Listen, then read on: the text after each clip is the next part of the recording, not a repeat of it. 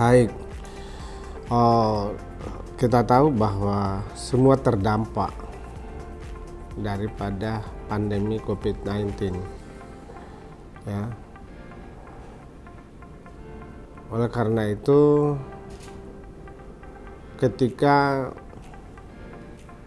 prasyaratnya yang kemudian legitimasi oleh peraturan pemerintah study from home, maka pola hidup barunya adalah terkoneksi dengan saluran internet.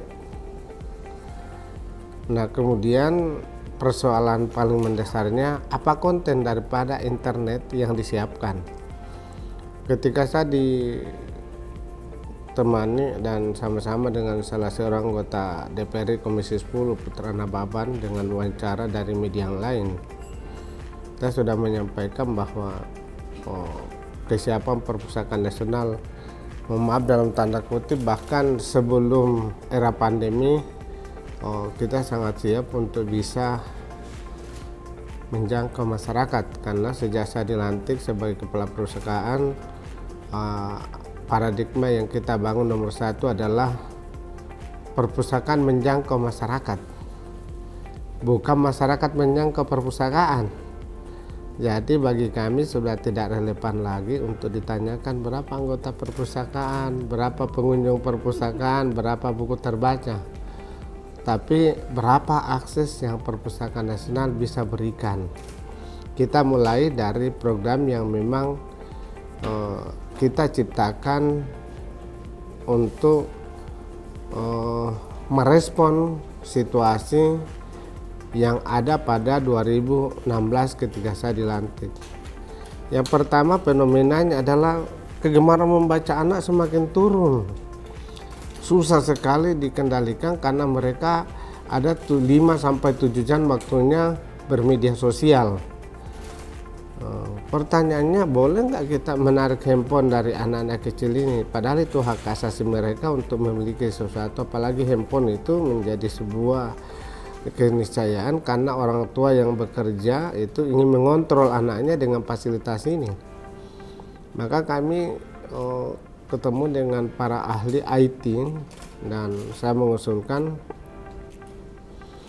mungkin nggak dengan undang-undang nomor 4 tahun 90 pada saat itu, yang kami akhirnya revisi pada undang-undang 13 2018 tentang serah simpan karya cetak rekam, di mana kami bekerja sama dengan seluruh penerbit karya cetak rekam legal. Kita buat aplikasi dan para penerbit itu kita beli bukunya, lalu semua buku-buku yang legal yang kita beli itu bisa disajikan dalam bentuk full text. Nah, itu rempongnya minta ampun karena teman-teman waktu itu menganggap, wah nanti tidak laku lagi hak kopinya kalau sudah di online kan yang soft file-nya.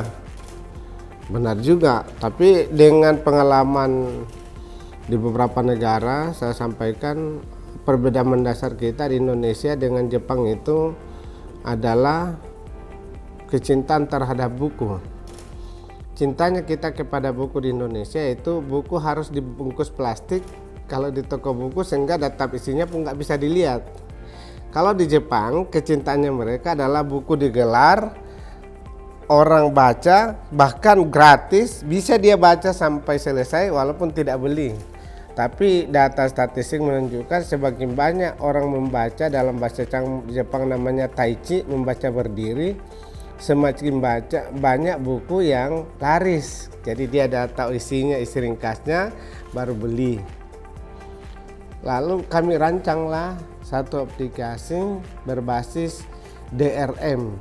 Pertama dalam sejarah perpustakaan nasional di seluruh dunia, kami ciptakan namanya Digital Right Management, yaitu suatu aplikasi di mana kerjasama legal dengan para penerbit, dan jika saya beli bukunya penerbitnya Gatra 50, maka hak saya untuk mempublish full text buku itu 50, sehingga pelanggan saya yang 50 itu bisa menikmati, tapi orang yang urutan 51 itu harus antri 3 hari karena dirancang Ibu Tami kalau meminjam hari ketiga itu otomatis hilang, kecuali ibu bisa memperpanjang dengan limit waktu yang tidak lebih dari setengah detik.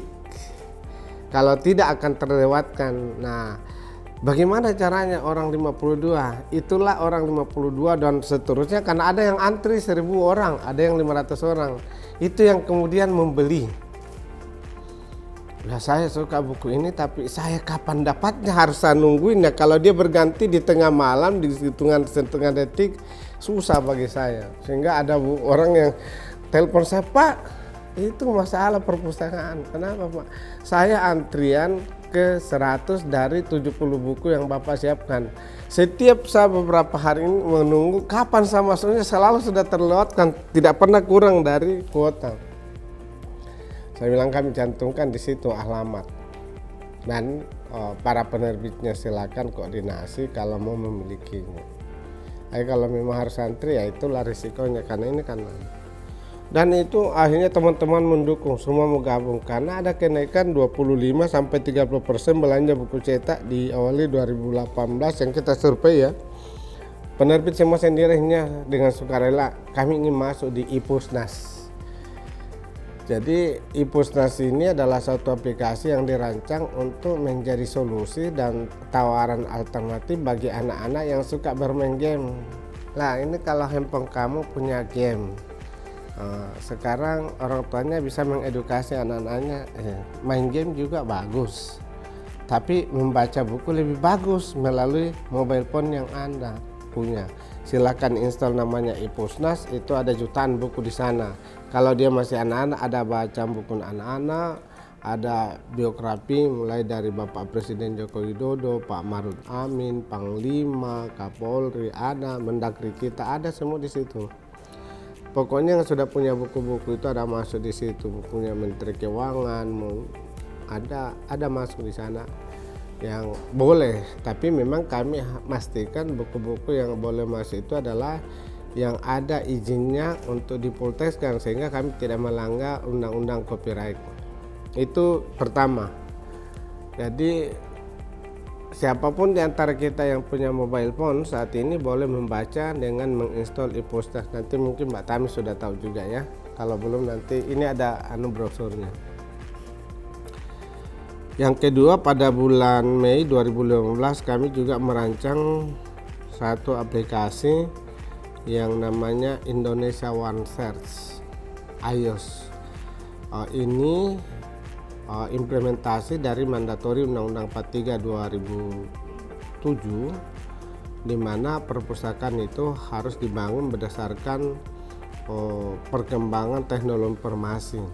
Jadi yang paling perlu penegasannya adalah sering perpustakaan dijustifikasi untuk apa perpustakaan di era digital.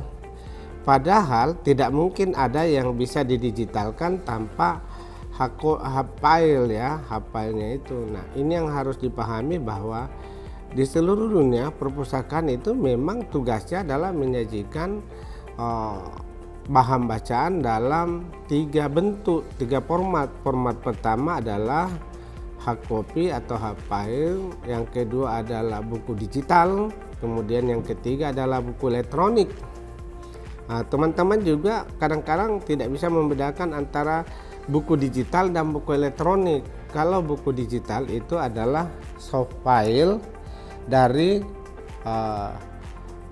hard file yang dimasukkan dalam aplikasi sehingga kita bisa membacanya seperti buku biasa melalui internet atau digital.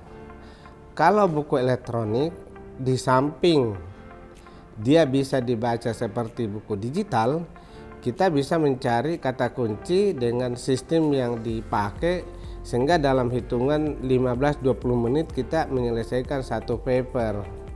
Karena misalnya buku ini tebalnya 500 halaman, tapi saya hanya ingin mendapatkan informasi yang terkait dengan bagaimana literasi dimaknai dalam suatu era kemerdekaan. Nah, itu kita tanya interliterasi dalam mendukung kemerdekaan. Dia akan muncul dari halaman 1 sampai ini dalam hitungan berapa menit, dan kita tidak perlu membaca seluruhnya. Atau kata kunci misalnya berapa jumlah kata yang terkait dengan Mbak Tami dalam buku ini, dalam hitungan 1 kali enter itu muncul. Di halaman 1 muncul 7 kata, di halaman 10 muncul 5 kata, dan seterusnya. Jadi dia bisa dipakai untuk menganalisis persoalan-persoalan yang kita hadapi dalam waktu cepat. Dan ini menempatkan Perpustakaan Nasional Indonesia saat ini sebagai perpustakaan terbaik dunia di dalam penyajian jurnal ilmiah, di mana ada kurang lebih sekitar 27 juta jurnal terkontrak dengan penyedia jurnal internasional yang kami langgan dari kurang lebih 20 mesin pencarian pengetahuan terbaik, misalnya Westlaw, 3FLI dan seterusnya. Tapi khusus untuk keperluan riset dan para sivitas akademi, kami bisa meningkatkan menjadi 3-4 miliar. Tentu saja hak aksesnya hanya ada pada kami karena kami yang terkontrak. Karena masih banyak para sivitas akademi yang kesulitan untuk pendalaman dan pencarian jurnal yang sudah lama, padahal dengan melalui tim Perpusnas, kalau kami terkontrak dengan Westlaw Pak, penyedia itu di bidang hukum, maka seluruh jurnal artikel yang ada di Westlaw sejak dia berdiri itu sampai saat ini boleh kami akses kalau kami sebagai terkontrak. Tapi itu hanya kita. Itu yang selalu saya sampaikan dengan teman-teman. Nah, itu juga sudah 3 tahun menempatkan Perpustakaan Nasional sebagai perpustakaan terbaik dunia dalam menyediakan pusat jejaring untuk jurnal ilmiah. Kurang lebih 2.500 perpustakaan digital di Indonesia terkoneksi dan umumnya perguruan tinggi, dan memang kami akan fokus, mudah-mudahan di 2022 kami akan menyelesaikan MOU dengan semua perguruan tinggi untuk memastikan memfasilitasi mereka jurnal-jurnal ilmiah ini. Memang problematikanya adalah tidak semua, mohon maaf dalam konteks dalam jumlah terbatas, tidak semua mahasiswa kita bisa melahat habis jurnal-jurnal yang dalam bahasa asing. Karena itu kita insya Allah di 2022 akan meluncurkan satu aplikasi lagi, di mana seluruh jurnalnya itu yang berbahasa Indonesia. Nah, nanti kita akan bikin 2 versi. Pertama, memang kita berharap kerjasama dengan perguruan tinggi semua disertasi, kami batasi untuk ini disertasi ya. Kemudian secara selektif untuk tesis kami akan masukkan. Tapi kalau untuk skripsi kita belum masukkan, karena memang bukan kita ini, tetapi banyak yang meragukan bahwa seperti yang terjadi di LIPI dulu itu kan pernah diisukan ada ini, padahal sebenarnya itu buku-buku skripsi yang mungkin sudah tidak terlalu relevan. Nah, yang ketiga, kita tahu bahwa Indonesia adalah negara dengan peradaban yang sangat tua, bukan tertua barangkali karena mungkin ada India, ada Tiongkok, tapi setidaknya legitimasi ini ketika saya menerima senior saya dari Pustakawan Library of Congress waktu datang di tempat ini, dia sampaikan bahwa kami bangga dengan peradaban yang dimiliki Indonesia, karena Indonesia itu sebenarnya kira-kira lebih tua 1000 tahun daripada Amerika. Dan benar sekali bahwa ketika Kerajaan Mataram yang pada saat itu dinasti Sailendra berkuasa tahun 740 atau dimulai kira-kira 724 Masehi, itu kita sudah mulai membangun Candi Borobudur ya. Bahkan abad 2 itu kita sudah menemukan situs Kutai Kartanegara dan kemudian masa kejayaan Sriwijaya di abad ke-6 sampai abad 9, dan kemudian muncul Gajah Mada di abad 10 sampai abad 14 dan seterusnya. Pada saat bersamaan beberapa negara abad ke-15 Christopher Columbus baru mulai mengeksplorasi dan akhirnya menemukan benua Amerika. Begitu juga Abel Tasman baru menginjakkan kaki di Selandia Baru pada abad ke-16. Sementara sebenarnya yang paling fenomenal adalah James Cook itu baru sampai di Australia pada tahun 1735. Artinya itu betul-betul lebih 1000 tahun Indonesia sudah memiliki peradaban-peradaban. Nah, karena itulah penting sekali bagi generasi bangsa ini untuk mengetahui sejarah panjang kejayaan bangsa Indonesia. Kita jangan hanya dicekoki bahwa kita dijajah 350 tahun, kan itu kan berarti abad 16 dimulainya kan, ketika mulai buku kami di sini yang tertua adalah pengembaraan ke timur oleh Vasco da Gama dan Christopher Columbus itu di abad 15. Di situ menceritakan tentang peta Indonesia yang peta Sumatera itu masih terbalik yang sekarang. Kalau sekarang Aceh di atasnya, dulu peta yang tertua di kita itu Aceh di bawahnya yang dekat Lampung itu peta terbalik ya. Nah, itu abad ke-15 adalah pengembaraan ke timur. Ya, karena itu kami menciptakan suatu aplikasi namanya Kastara, Kasana Nusantara, karena ini menjadi perburuan dari ilmuwan-ilmuwan dunia. Kita selalu mempersoalkan itu perpustakaan nasional bisa nggak menarik sebuah besar manuskrip kita yang ada di Leiden. 60% sudah kita kembalikan digitalnya dan terus berjalan sekarang proyek kerjasama dengan Leiden. Kerjasama saya sampaikan kepada masyarakat Indonesia bahwa 2018 kami diundang ke Leiden, rencana MOU. Kemudian waktu itu Pak Kurbelde selaku kepala perpustakaan Leiden difasilitasi oleh Marik Balen yang ada di PTLS di Jakarta. Waktu itu dia hanya mau menandatangani persiapan MOU. Begitu kami undang datang ke sini 2019 ketika gedung ini sudah diresmikan oleh Bapak Presiden Joko Widodo pada 14 September 2017. Pertama saya tahu bahwa konsep mereka adalah bagaimana IT, karena dia sudah mendigitalkan kurang lebih 35 juta manuskrip untuk ASEAN Corner. Dia tuliskan di situ ASEAN Corner, dan memang boleh dikata 70% isinya adalah tentang Indonesia, karena apa yang dia dapatkan sejak abad 16 sampai dia kembali ke sana itulah menjadi kekayaan perpustakaan Leiden. Waktu datang di sini saya antar ke data center. Saya jelaskan bahwa data center kami ini sudah memiliki kemampuan 24 tera. Dan pada saat itu kita berusaha uji coba, itu sudah ada 12 tera terisi. Jadi kita masih ada backup 12, dan kalau saya jadikan 4 backup itu masih ada 10. Oleh karena itu kemampuan kami untuk menyimpan semua digital jika ada, langsung dia janjikan salah 2 juta manuskrip bisa kita nanti tindak lanjuti kerjasama dengan Leiden. Nah itu teman-teman sekarang itu bisa memanfaatkan manuskrip kita melalui Kastara yang juga bisa dibaca di mobile phone, tidak perlu menjadi anggota.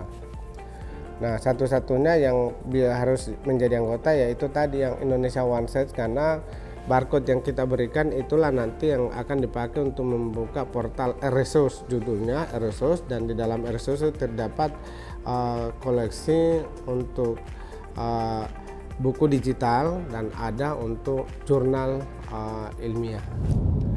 Yang perlu kita pahami adalah literasi itu adalah kemampuan mengenal huruf, kemampuan mengenal kata, kemampuan mengenal kalimat, dan kemampuan mengenal hubungan sebab akibat, kemampuan menyatakan pendapat. Itu literasi paling tahap basic, fundamental.